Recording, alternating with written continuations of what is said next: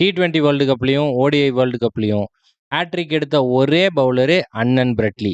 பிரட்லி bowling போட வரான்னு தெரிஞ்சு போச்சுன்னா, பல பேட்ஸ்மேனு தொட நடுங்கி நின்றுக்கிறாங்க. தலைவன் சும்மா சிறுத்தை மாரி சீறிட்டு ஓடி வந்து, மான்குட்டி மாரி துள்ளி குதிச்சு, பால கொடூர ஸ்பீட்ல போடுவான். கன்சிஸ்டன்ட்டா 150ல போடுவான். நம்மாள் போடுற பேஸ்ல பேட்ஸ்மேனுக்கு பால் எங்க போகுதுன்னே தெரியாது. க்ளூலெஸ்ஸா நின்றுப்பானுங்க. அது போக தலைவன் வந்து யார்க்கரை போட்டு தாக்குவான், பவுன்சரை போட்டு ஏத்துவான். அது போக ஸ்விங்கெல்லாம் அப்பப்போ பண்ணுவாப்ல.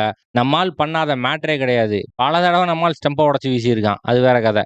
1999ல ஆஸ்திரேலியாவுக்கு தலைவன் டெபியூ பண்றான். அதுக்கப்புறம் 2012 வரைக்கும் கட்டங்கட்டி பல பேட்ஸ்மேனை தூக்கியிருக்கான். நம்மால் விக்கெட் எடுத்து போட்டானா காத்த புடிச்சு சும்மா ஊம குத்தா குத்திட்டு இருப்பான். உலகத்திலேயே 2வது ஃபாஸ்டஸ்ட் பால போட்டது அண்ணன் பிரட்லி தான். 161.1 km/hல பந்தை எரிஞ்சு செகண்ட் பிளேஸை பிடிச்சிருக்காப்ல. டெஸ்ட்ல சுமார் 310 விக்கெட்டு, ஒன்டேல சுமார் 380 விக்கெட்டு, ஆக மொத்தம் 718 விக்கெட் எடுத்துட்டு 2012ல இன்டர்நேஷனல் கிரிக்கெட்ல இருந்து retire ஆயிட்டாப்ல.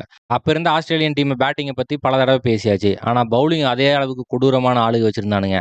பிரட்லி, Glenn McGrath, Shane Warne, Gillespie, அது போக ஆண்டி பிக்கில், நேத்தன் பிராக்கன் இந்த மாதிரி பிளேயர்ஸ் எல்லாம் வச்சு பவுலிங் போட்டானுங்கன்னா 120, 150க்கெல்லாம் டீமை சுருட்டிடுவானுங்க.